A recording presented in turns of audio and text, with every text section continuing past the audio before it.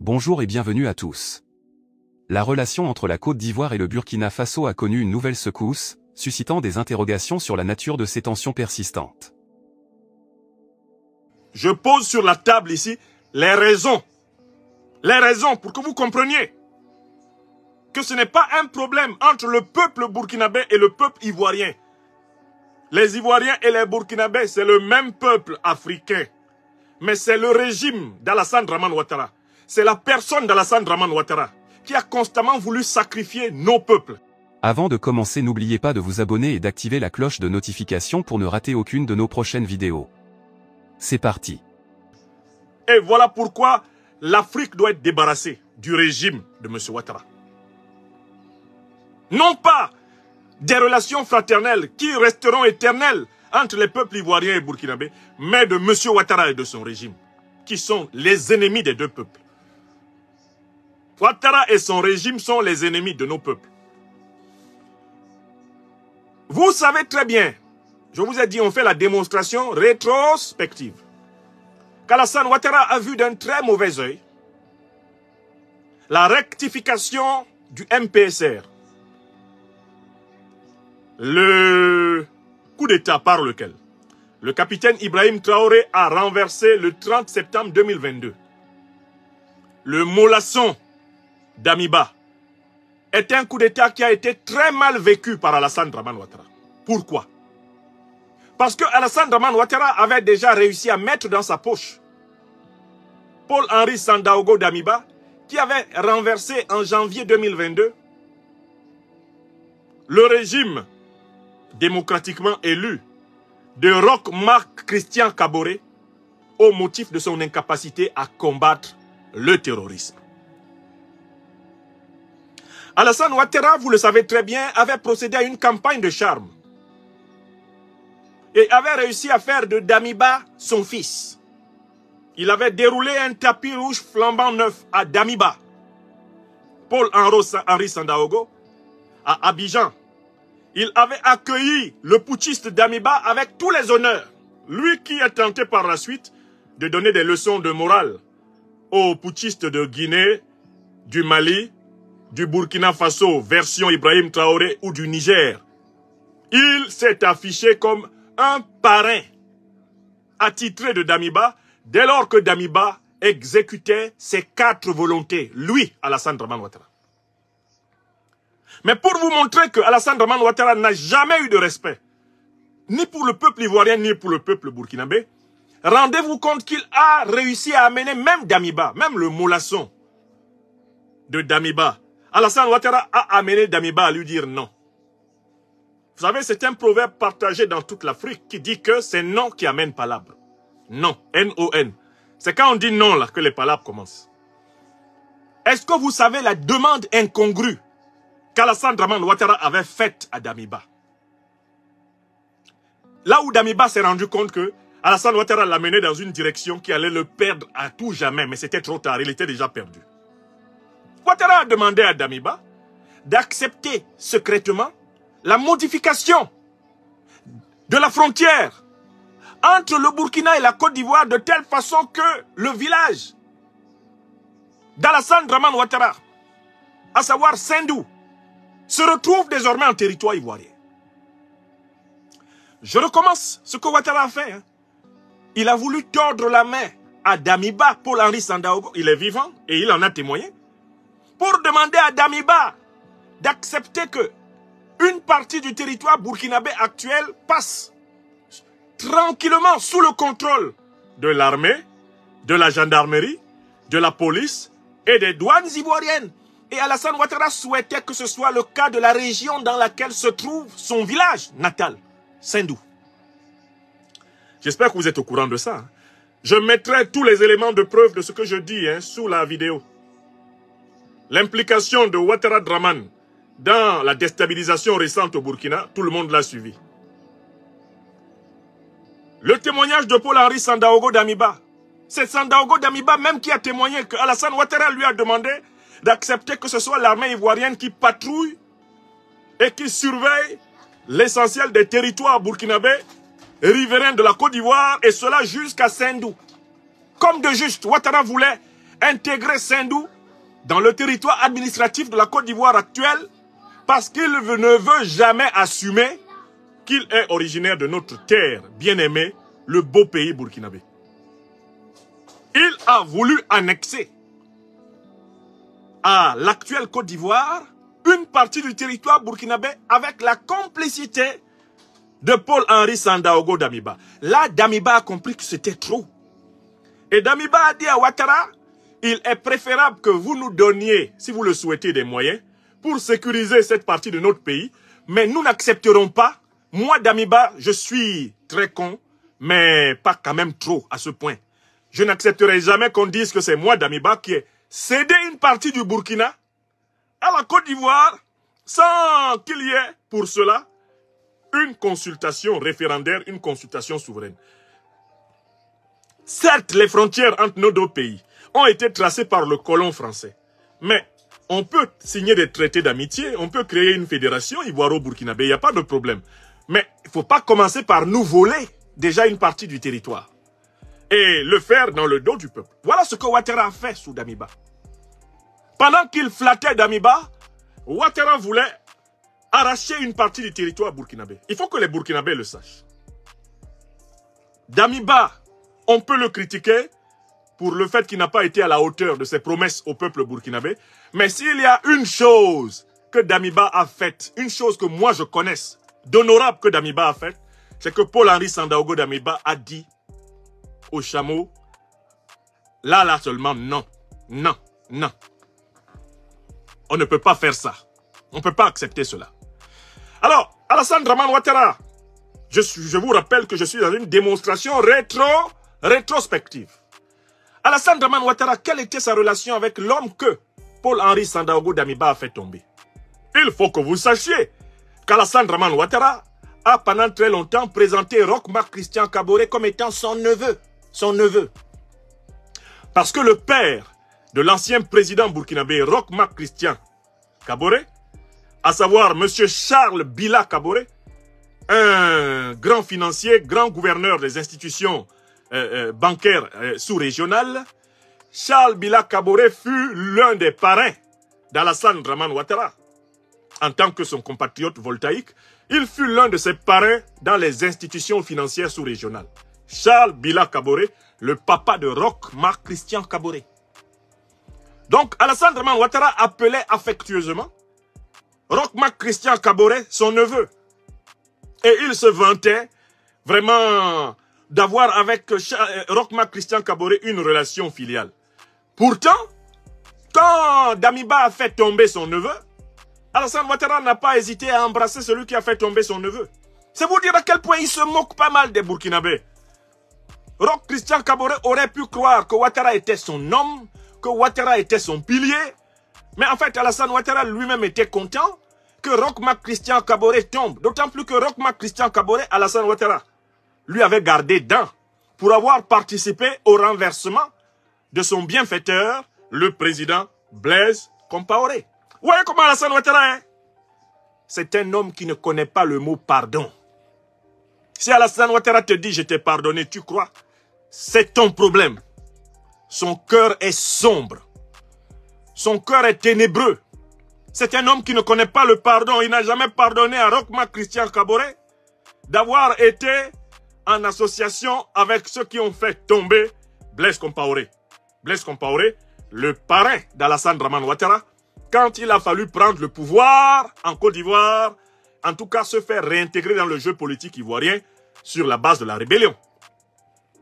Je suis en train de vous faire une histoire rétrospective du monsieur, pour comprendre que ce type-là, tant qu'il sera là, les peuples ivoiriens et burkinabés n'auront pas la paix.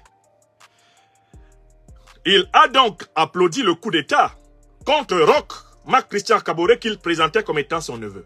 Descendons encore plus loin. Lorsque le coup d'État qui a renversé Blaise Compaoré, avec le soutien, bien sûr, de Roch Marc Christian Kaboré qui était à l'époque entré dans l'opposition avec le parti qu'il venait de créer, après avoir été longtemps un proche collaborateur, un proche compagnon de Blaise Compaoré. Lorsque ce coup d'État a eu lieu, est arrivé au pouvoir un duo qui était composé d'un certain Michel Kafando et du lieutenant-colonel Yacouba Isaac Zida. Alassane Ouattara n'était pas très content de Kafando et de Zida, parce que Kafando et Zida ne lui permettaient pas, dans toute la mesure du possible, de sauver l'ancien pouvoir du président Compaoré et peut-être même de le ramener. Alors Alassane Dramane Ouattara, qu'est-ce qu'il a fait? Il a financé un coup d'État. Cela a été révélé en 2015. Cela a été révélé dans le procès du général Gilbert Diendéré. Gilbert Diendéré qui a fait un coup d'État au mois de septembre 2015, qui avait pris le pouvoir, qui avait arrêté Zida, arrêté Kafando, avant de les libérer pour que ceux-ci l'arrêtent et le mettent en prison. Ce qu'on a appelé le coup d'État le plus bête de l'histoire du Burkina Faso.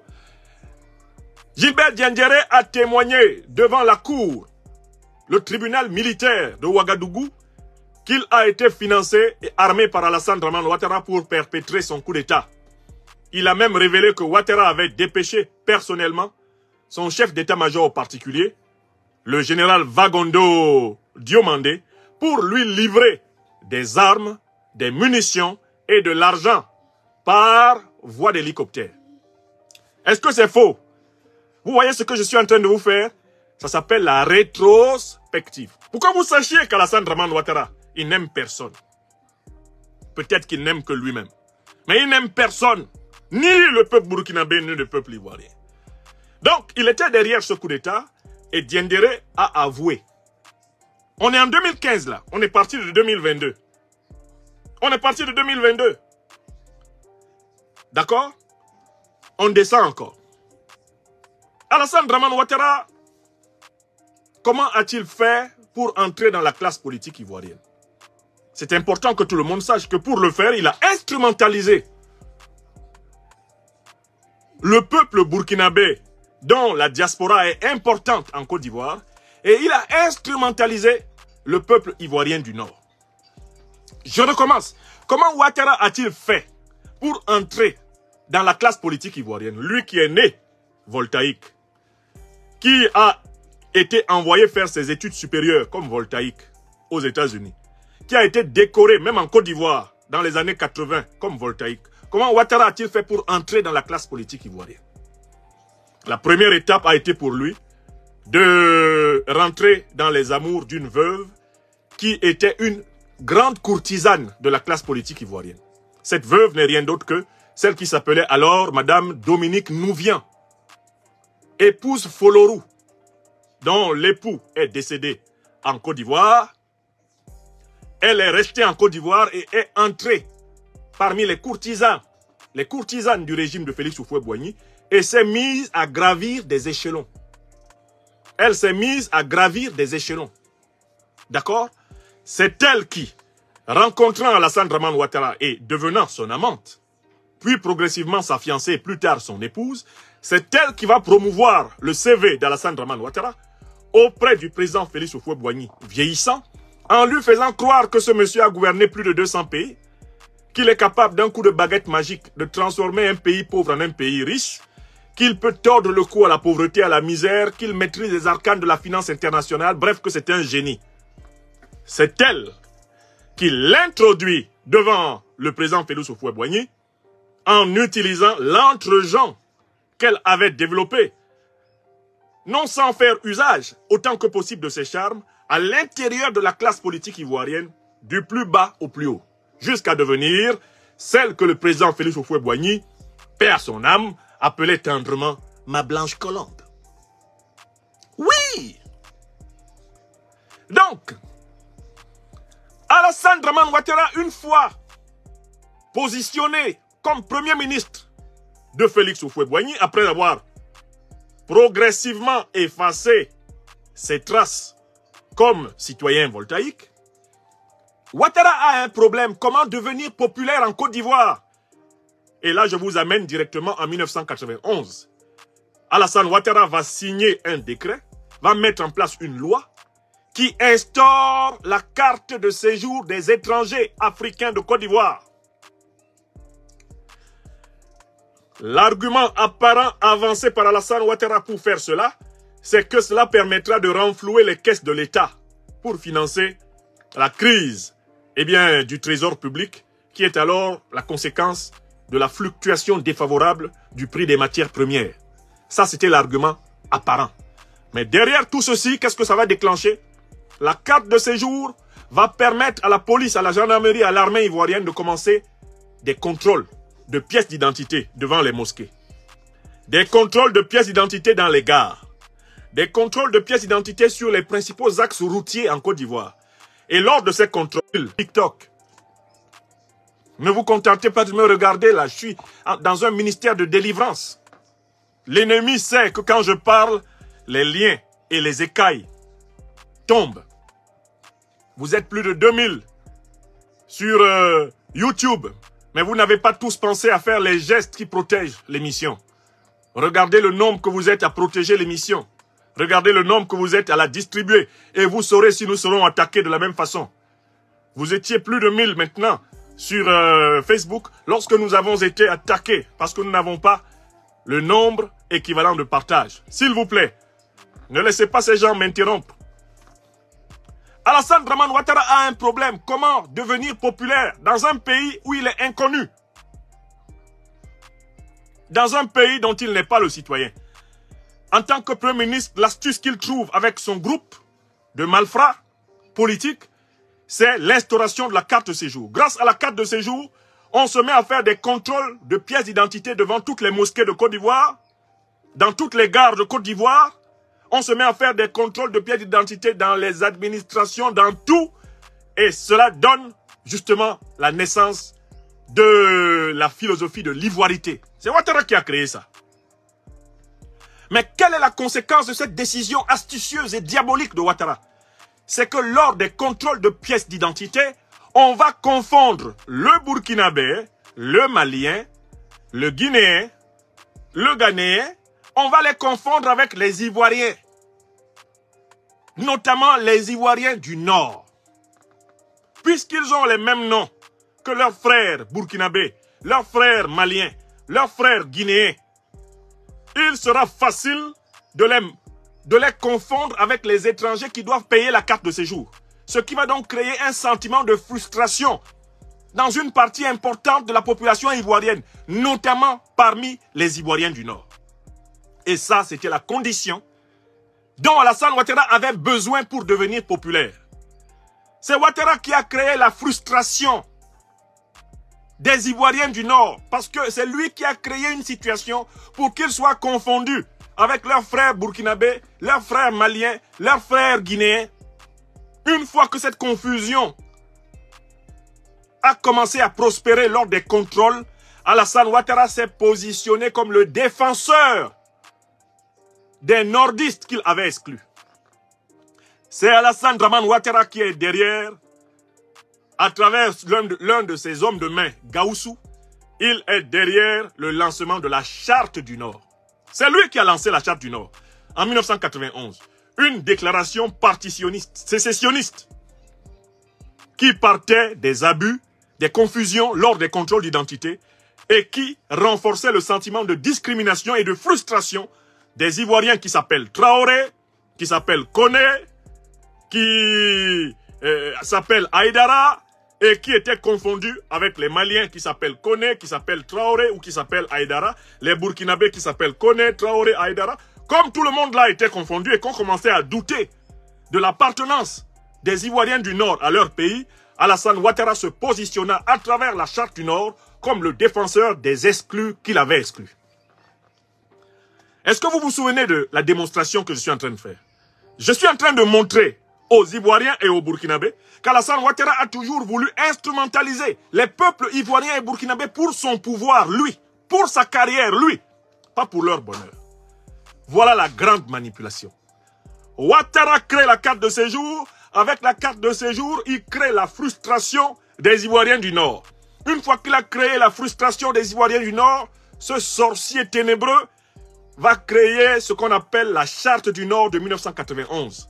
Une fois qu'il a créé la Charte du Nord de 1991, il passe à l'étape suivante, c'est la partition à l'intérieur du PDCI-RDA, parti de l'indépendance ivoirienne, dont il faisait semblant d'être membre. Lui qui n'avait jamais été membre d'un parti politique dans toute sa vie voltaïque. Ouattara en Côte d'Ivoire va provoquer la division du PDCI-RDA. C'est de là que va naître en 1994 le Rassemblement des Républicains, RDR. Et Alassane Ouattara va mettre un temps méticuleux pour éliminer tous les leaders du RDR qui auraient pu lui faire de l'ombrage. Voilà comment ils vont disparaître en cascade, les uns après les autres. Bien souvent dans des conditions mystérieuses, qui rétrospectivement s'éclairent par le concept de fiole. Ouattara Dramane se retrouve ainsi à la tête d'un parti populaire en Côte d'Ivoire. Voilà par quelle alchimie, en 5 ans. En 5 ans, Ouattara, de ressortissant burkinabé relativement inconnu des Ivoiriens, massivement inconnu des Ivoiriens, est devenu le défenseur des Ivoiriens du Nord qu'il avait lui-même soigneusement exclus, afin de les frustrer et de se positionner comme étant leur berger. Voilà comment Ouattara devient chef de parti et se met à revendiquer la présidence de la République de Côte d'Ivoire. Il était rappelé que dans les années 80, en sa qualité de citoyen voltaïque, par l'entremise du numéro 2 du régime de Haute-Volta, qui s'appelait à l'époque Blaise Compaoré, avant de devenir numéro 1 après l'élimination de Thomas Sankara, le 15 octobre 1987, Alassane Ouattara s'était vu proposer un poste de ministre dans le domaine financier et économique par le régime Sankara Compaoré. Il se l'était vu proposer en sa qualité de voltaïque. Ouattara avait refusé parce qu'il avait toujours rêvé d'entrer dans la citoyenneté ivoirienne et de prendre le pouvoir en Côte d'Ivoire parce que la Côte d'Ivoire est un pays économiquement plus juteux, calculait-il, que le Burkina. Donc ce monsieur-là, à travers la carte de séjour, à travers la discrimination et l'invention des conditions de l'ivoirité, et à travers la partition du PDCI-RDA, ce monsieur-là a commencé à donc faire une série de coups d'État jusqu'à son arrivée au pouvoir en 2011, en Côte d'Ivoire. Il commence en 1993. Le président Houphouët-Boigny, son cadavre est encore chaud. Quand Ouattara tente son premier coup d'État, il tente de violer l'article 11 de la Constitution ivoirienne qui dit qu'en cas de vacance du pouvoir en raison d'un décès en plein mandat du président en exercice, c'est le président de l'Assemblée nationale qui assure l'intérim de la présidence de la République jusqu'à l'organisation de futures élections. Ouattara appelle le chef d'état-major de l'époque, le général Robert Gueye. Il appelle le secrétaire général du parti au pouvoir de l'époque, le ministre Laurent Dona-Fologo, paix à leurs âmes, et il leur demande de l'accompagner, lui et le président d'alors du Conseil économique et social, Philippe Grégoire Yassé. Il leur demande de les accompagner dans le ravissement du pouvoir. Il s'agit d'empêcher que le président de l'Assemblée nationale d'alors, Aimé-Henri Konan Bédié, paix à son âme, il s'agit d'empêcher qu'il accède au pouvoir de président de la République par intérim, et c'est le premier grand coup d'État tenté par Ouattara. En 1995, Ouattara essaie d'instrumentaliser encore l'opposition ivoirienne à l'occasion du Front républicain, l'alliance entre le RDR de Ouattara et le FPI de Laurent Gbagbo. Il compte sur le FPI de Laurent Gbagbo pour mener une manifestation insurrectionnelle et renverser Bédié. Entre-temps, lui, il a fui. Il est installé en France et aux États-Unis et c'est Laurent Gbagbo qui doit aller mourir pour lui. Cela ne se passe pas comme il le souhaite. Le boycott actif n'aboutit pas au renversement du président Bédié. Ce n'est que partie remise. Le 24 décembre 1999, il réussit à convaincre le général Gueye de faire la façade, le voile du coup d'État qui a été perpétré par ses hommes au sein de l'armée. Sa garde rapprochée, Ibrahim Koulibaly, ses hommes au sein de l'armée, Lassana Palanfo, Abdoulaye Koulibaly, les généraux. C'est un coup d'État qui est l'aboutissement au sein de l'armée ivoirienne de l'instrumentalisation des Ivoiriens du Nord par Ouattara contre la République. Et c'est lui qui est derrière les tentatives de coup d'État de septembre 2000. Coup d'État de janvier 2001, la Mercedes noire contre Laurent Gbagbo. C'est lui qui est le cerveau et le bénéficiaire principal du coup d'État de septembre 2002. Le leader Guillaume Kibafori Soro l'a reconnu. Il a fait ce coup d'État pour permettre à Alassane Dramane Ouattara, que l'on croyait alors exclu, injustement exclu, de revenir dans le jeu politique en Côte d'Ivoire. Guillaume Soro l'a dit, j'ai fait un seul coup d'État en Côte d'Ivoire, c'était pour Alassane Dramane Ouattara. C'est lui qui est derrière tous les coups d'État qui ont eu lieu en Côte d'Ivoire. La guerre civile qui éclate en 2010-2011, c'est parce que Ouattara refuse de respecter la première décision de la Cour constitutionnelle en décembre 2010, qui lui dit qu'il a perdu. Lui qui aujourd'hui proclame, Ouattara Dramane, que les décisions de la Cour constitutionnelle ne sont pas susceptibles de recours. Il n'a pas respecté ce principe. Quand la Cour constitutionnelle lui a dit en décembre 2010, tu as perdu. Il a déclenché une guerre. Et en 2011, il s'est assis sur le pouvoir. Il y a eu, sur le chemin, plus de 3000 Ivoiriens qui ont perdu leur vie. En 2020, ce que Ouattara a fait, c'était un coup d'État encore. Il a violé l'article 55 et l'article 183 de la Constitution et s'est autoproclamé président à vie. Il a massacré au passage plus de 300 Ivoiriens. Il en a emprisonné des milliers. Mais je rappelle que tout le temps qu'Alassane Ouattara a eu besoin de se positionner, il a utilisé l'exclusion qu'il avait lui-même créée. Il a utilisé son origine burkinabé comme étant un motif pour attiser le sentiment d'exclusion en Côte d'Ivoire. Il a toujours instrumentalisé le Burkina Faso et instrumentalisé le peuple ivoirien pour poursuivre sa carrière. Mais ceci vous permet donc d'établir d'une manière très claire la thèse suivante. Alassane Dramane Ouattara a constamment utilisé le Burkina Faso et utilisé la Côte d'Ivoire non pas pour développer ce pays, mais pour asseoir son hégémonie. Et si aujourd'hui, je reviens à 2023, si aujourd'hui, Alassane Dramane Ouattara voit le Burkina Faso retirer ses soldats du sol ivoirien, ses soldats en formation, c'est parce que les autorités burkinabées ont largement des éléments pour savoir que sur 100% d'ennuis qu'elles ont en interne et en externe, Alassane Ouattara est coupable d'au moins 80%. Faisons la liste des ennuis que traverse la révolution burkinabé aujourd'hui et la nuisance d'Alassane Dramane Ouattara dans cette affaire. 1. Je vous ai dit, tous les coups d'État qui ont été tentés contre les intérêts souverains du peuple burkinabé portent l'estampille de Ouattara. Ça, vous le savez. 2. Alassane Ouattara est derrière toutes les mesures financières de répression, les mesures de punition qui ont été prises dans la sous-région contre le Burkina Faso, au niveau de l'UEMOA, au niveau de la BCAO. Il est même derrière toutes les mesures de répression diplomatique qui ont été prises au niveau de l'Union africaine, au niveau de la coopération avec les États-Unis, la coopération avec l'Union européenne. Et il y a du Ouattara derrière. Il est à l'origine de la majorité des ennuis financiers et des ennuis diplomatiques. Les ennuis diplomatiques du Burkina. Mais Ouattara, c'est encore plus grave. Alassane Ouattara est l'un de ceux qui ont empêché, par tous les moyens possibles, l'armée burkinabé d'être dotée convenablement pour faire face au terrorisme. Alassane Ouattara est un allié objectif des terroristes qui ensanglantent la sous-région. Car on l'a retrouvé dans toutes les manœuvres visant à empêcher l'armée burkinabé d'être correctement équipée. Il fait partie de ceux qui ont saboté ouvertement les livraisons d'armes. Non même pas des livraisons d'armes mendiées ou suppliées, mais les armes payées par le Burkina. Alassane Ouattara est derrière les manœuvres qui les ont empêchées. Et il a été dénoncé plusieurs fois comme tel. Je donne ici référence à toutes les déclarations pertinentes du grand ministre d'État du Burkina Faso, le professeur Bassolma Bazié, l'homme du discours de l'ONU. L'homme qui a parlé en sacrifice pour son peuple à l'ONU en 2023.